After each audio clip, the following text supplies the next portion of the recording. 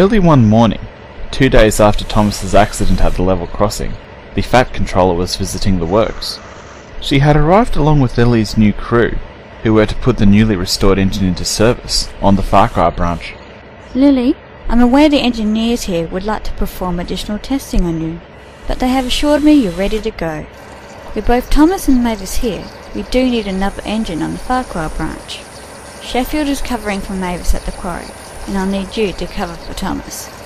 Lily grinned, glad to be put back into service. I'd be happy to help, Ma'am. I'll see you in a couple of days, Lily. See you then, Thomas. With that, Lily departed.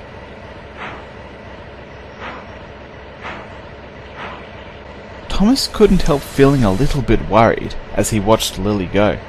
He knew she was a hard worker, but at the same time, he knew that with both him and Mavis here, his branch line was a bit pressed for motive power. He looked over, taking in Mavis's damage. What happened to you, Mavis? That stupid stubborn steamroller. George? I thought he'd been put in a museum.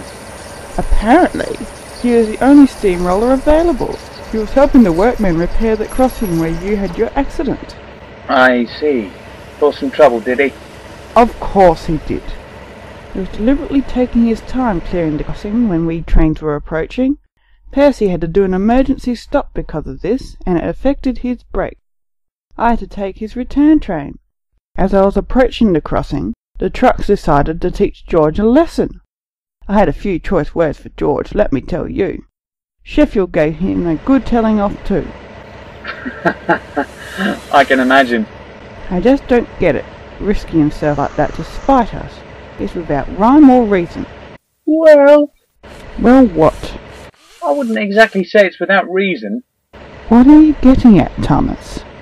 Thomas paused for a moment, considering his words. Mavis, have you heard of the Great Depression? No. What was that? I don't quite understand it myself, but it was something to do with the economy. During the 1930s, people suddenly didn't have much money. Somehow, this meant there wasn't much work to go around, for people or engines. What's that got to do with George?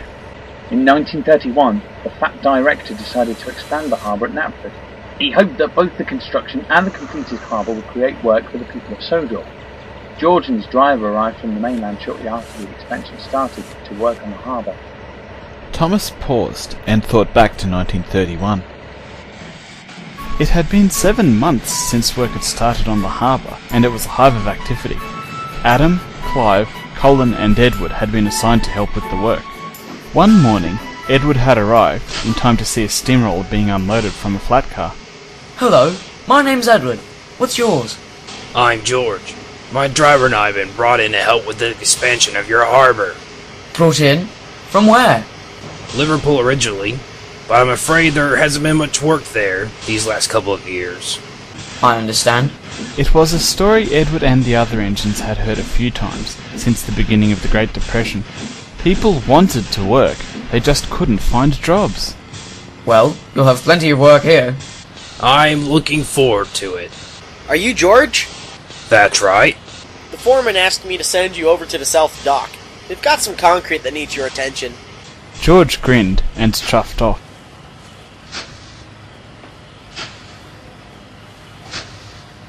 He seems a pleasant sort. I'm glad to hear that. Adam replied. With all the work that needed to be done, they couldn't afford to have any animosity or arguments. One rainy morning, a few days later, Edward had just brought in a train of supplies for the workmen. As usual, he shunted them onto a spare track for Colin, who was acting as the site's shunter. We've been waiting for these. I'd better get them into position. Suiting action to word, Colin was quickly coupled up to the trucks, and he began moving them into position. He quickly backed down one of the docks. Further up that dock, George was helping some of the workmen pour concrete, oblivious to the oncoming train. Suddenly, Edward's whistle sounded out. George, look out! Colin, stop! George looked over, horrified, at the trucks bearing down on him. Driver, quickly! George began backing away as Colin braked, but it was too late to prevent an accident. Help! Get a rope around him, quickly! A short while later, they had George back on dry land. He was furious. You ran me down! You should have stayed out of the way. You know we trains have to stick to our tracks. Oi! It was an accident! No point in having you two argue about it. What good will that do? Silence fell then, with just Colin and George glaring at each other. For the rest of the day, George barely said a word to any of the steam engines. Early the next morning, Adam came up next to where George was working. He knew how ongoing arguments could affect the running of a railway, and didn't want to see such trouble again. George, can I have a word about yesterday? What about it? Don't try to blame it on me again. I'm not going to blame it on you. I just wanted to say accidents happen, George, and there's not much point in dwelling on them. That's easy for you to say. You weren't the one dangling off the side of a dock. We've all had embarrassing accidents, George. I mean, Colin ended up going into some houses a few years ago, and well... Colin went into some houses, did he? So he is clumsy, and I'm the one who was left dangling. That's not what I meant. Adam protested, but his words went unheard. George had already moved off.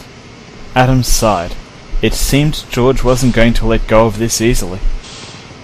Later that afternoon, Colin was arranging some trucks when George came alongside. Try not to be so clumsy with those. Excuse me? I'm not clumsy. Really? I heard you ran some houses a few years ago. That wasn't my fault. Those stupid trucks pushed me. Just like your trucks pushed me yesterday. What? You should know to keep clear of tracks. That's all there is to it. Oh yes, because we road vehicles have to get out of your way. You're expecting us to swerve somehow. Jump the rails to clear a steamroller who doesn't know where he's supposed to be. I knew exactly where I was supposed to be. Really? Then why did you go over the edge of the dock? Surely you didn't do that deliberately. George grimaced angrily. He spluttered a couple of times, momentarily lost for words. If your trains were unable to avoid accidents, then what's the good in having you? That's enough! George and Colin looked over to see the site foreman standing next to them. George, you're needed on the south dock. Colin, Adam's going to be arriving with some supplies in about 10 minutes. The foreman paused for a moment and looked from steamroller to steam engine, then back again. What happened yesterday was an accident. That's all there is to it. I didn't want to hear you two arguing about it again. Colin glanced over at George. I won't be starting it, sir. Before George could reply, Colin chuffed off. George watched him go, glaring angrily. And I don't quite know what happened after that. Thomas finished. That does explain a lot.